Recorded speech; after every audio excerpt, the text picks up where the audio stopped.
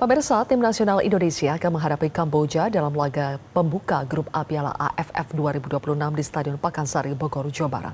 Publik akan menyaksikan laga perdana AFF yang ditangani pelatih kelas dunia John Herdman dengan komposisi pemain naturalisasi dipadu pemain lokal. Lalu bagaimana peluang timnas Indonesia melawan tim Kamboja malam nanti?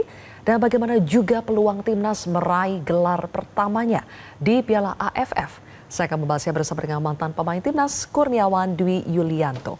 Selamat sore, Mas Kurniawan. Selamat sore, apa kabar? Mas Kurniawan, kabar baik. Bagaimana Mas Kurniawan melihat materi skuad Garuda yang dimiliki saat ini untuk menghadapi Kamboja malam nanti?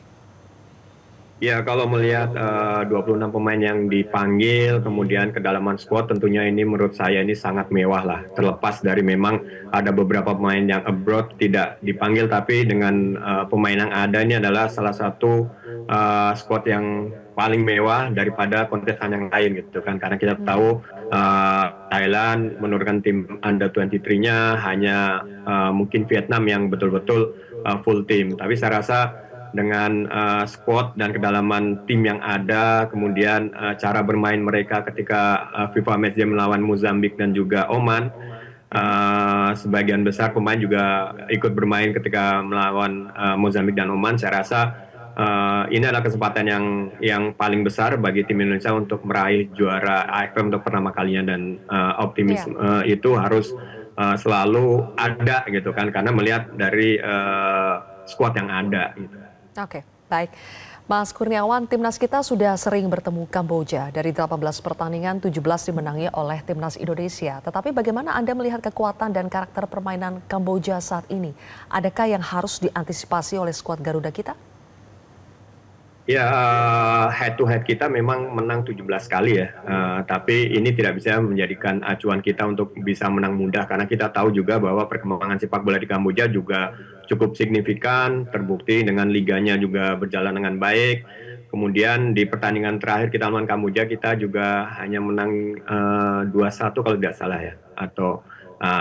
Kemudian yang menjadi mungkin perlu dinotis juga bahwa Kamboja sekarang gaya bermainnya sudah betul-betul mencoba untuk menjadi tim yang mengikuti tren sepak bola. Mereka tidak lagi hanya bermain mengandalkan kecepatan dengan long ball, direct ball, tapi benar-benar terstruktur, terskema dari belakang. Ditambah lagi pelatih dari Jepang juga mengatakan bahwa mereka mencoba mengadopsi bagaimana sepak bola Jepang, walaupun secara pelan-pelan tidak langsung bisa di hasil yang diinginkan, tapi dengan tambahan naturalisasi beberapa pemain. Saya lihat di pertandingan pertama lawan Singapura mereka menurunkan 7 pemain kalau tidak salah. Artinya ini menjadi kekuatan tersendiri juga yang patut diwaspadai. Kemudian Kamboja juga sudah menjalani pertandingan pertama yang kita tahu bahwa pertandingan pertama tentu akan menjadi pertandingan yang sangat susah.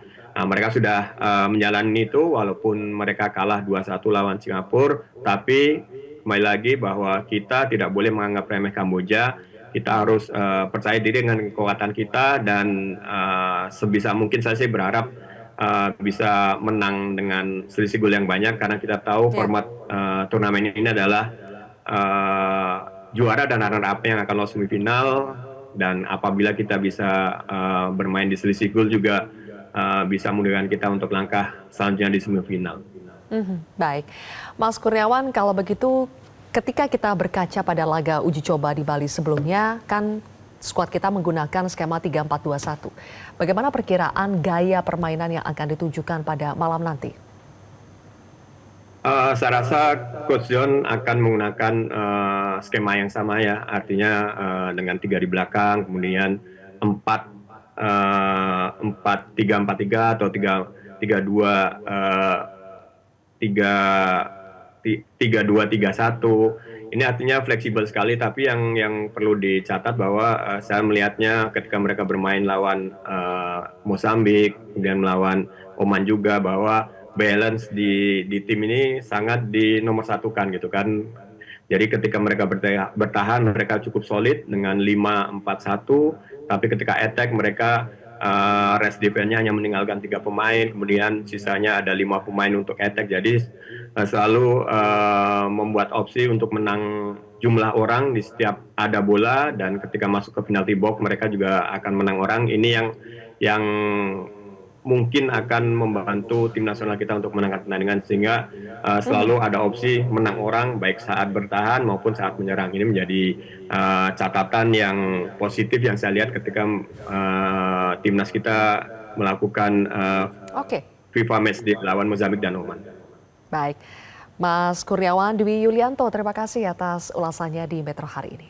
Jelajahi cara baru mendapatkan informasi. Download Metro TV Extend sekarang.